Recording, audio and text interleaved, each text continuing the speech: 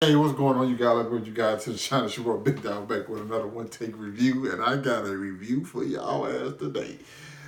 Bad Boys, Bad Boys, Bad Boys for life, man. This is the third installment of Bad Boys. Just gonna call it a franchise now, you know what I'm saying? And Marcus and Martin Lawrence and Will Smith are back. The prize of roles is Marcus and Mike Lowry. And give you guys a quick premise of this thing. There's an assassin, well, not an assassin. There's a they call him just a shooter, who's out murking people, and one of his people he's after is Will. Mike's character, and they have to find out who this guy is and why he's doing what he's doing. And we have a couple new characters. We have the ammo team. It's just and we have a couple of returning characters. I don't want to give too much away as far as like the characters and things like that because they have some nice little surprises in this film. I listen. After watching this, I just have to say the Bad Boys franchise probably is one of the greatest. Well, the Bad Boys trilogy. That's where it stands now. This trilogy is probably one of the best trilogies of all time. I love the first one. I think the second one is absolutely one of the best movies ever. You know what I'm saying? We don't have Michael Bay returning to this. We got two seemingly unknown directors. I'll try to pronounce the names. I know I'm going to destroy it. Bilal Fowler and Adil El Arbi. They did a great job directing this thing, man.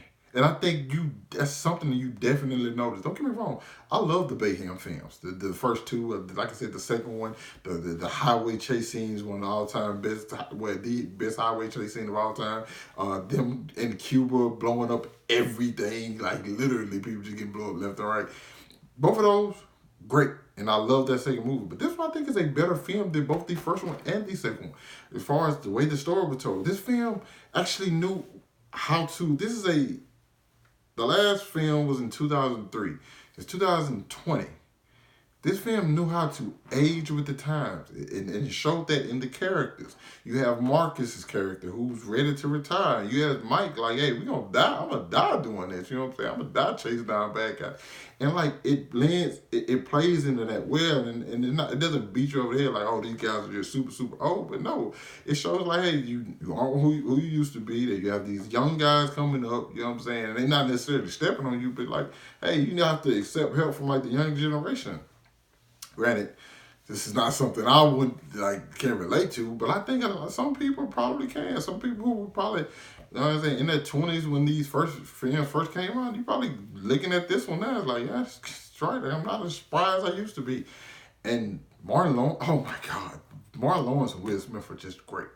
I think everybody does a good job in this film. Those two are great. Will Smith is Will Smith. Okay, yeah, I think that's just what it is at this point. Yeah, I know people get tired of saying that, and I'm actually one of those people who hate hearing it. Like, hey, Will Smith gonna be Will Smith, but at this point, it is because he's just that good. You know what I'm saying? You can't deny it. What's surprising is how well Martin Lawrence looked in this. Not like far as not the whole weight thing, cause like that plays into the film as well. You know what I'm saying? But as far as like how good he was just on screen, comedic timing perfect. Hell, he's hilarious in this film. Not only that, there was a scene between him and Will kind of early on in the film that really got you. You know what I'm saying? And it kind of surprised me a bit. I'm like, and there's another scene where like, it was a real emotional scene. You saw the twitch like happening, going on. Like I'm looking at his face and I see the twitch, or like he's trying to hold back. You know what I'm saying? His emotion, but it was a part of the scene. So it's like, yo, Martin Lawrence is really giving it to us. And like I said, the comedy was perfect. It was a very very funny film. What I think they did nice was they paid homage to what the other films were and what the other films set up and some things you like from the other film, like certain shots, you know what I'm saying? Oh, this is definitely like a Michael Bay shot. But I think for this it's not like, oh, it's not a Michael Bay shot, it's a Bad Boy shot. You know what I'm saying? Certain songs, certain things, you know what I'm saying? And it plays very, very well. I think these guys directed the hell out of this film. Some of the action scenes, phenomenal. you actually knows what's going on. You know who's getting shot. There's one scene like at the climax of this film where it's just like a shootout, and I can't remember a time during that part where like there was not a gun going off, and when they were going off, you saw who was getting hit. You saw like it was carnage, and like really good carnage. You know what I'm saying? Like it wasn't mayhem, it was carnage, and it was very good. And like there was one shot where the camera like flips and turns upwards or sideways. Either way it goes, it was amazing. Once you see it in the film, you'll know exactly what I'm talking about. Just a lot of different things. I think these guys directed the shit out of this movie. I think I really enjoyed the script. I enjoyed the characters, every single last one of them, from the villain to Ammo to the returning characters. Every single character, I think I really enjoyed in this film, and I think this wasn't Will Smith. I've been watching a lot of interviews saying like this wasn't a cash grab, and it didn't seem like that at all. It seemed like, hey, we're just making a sequel to the films that we made back then, and it just so happens to be a 17 years later. But it's not like this sequel was 17 years too late.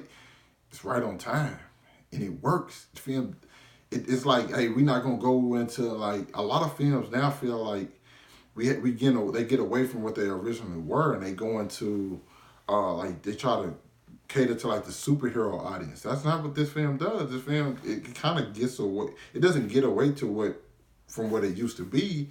It just matures what it used to be. You know what I'm saying? Like, hey, you can't do all that stuff that you used to do now. We older now. You know what I'm saying? We wiser. Everything not about blowing people up anymore. You know what I'm saying? Times have changed. People have become different things, and more things are happening in their life. And I think I'm going to see it again this weekend. Like, seeing it one time just was not going to be enough for me. I have to see this thing probably 3 maybe 4 times in the theater, because I absolutely loved it. And it's taking an early lead on my top 10 of the year. And I know the year just started, but it's already taking the lead on the top 10 of the year. So I'm giving Bad Boys for Life an A-, bro. I'm wowed by what this film was able to do. Granted, I'm a fan of the franchise, but man, I think as far as films, as far as technical and all that stuff standpoint, I think, and this is the best made of the 3. It pulled the trifecta. Granted, you might find enjoyment or excitement in the other one, like I said, 2 is a fucking blast. But as far as emotional, you know what I'm saying, I like the comedy in this. So all around, I think this is definitely the best made film of the trilogy.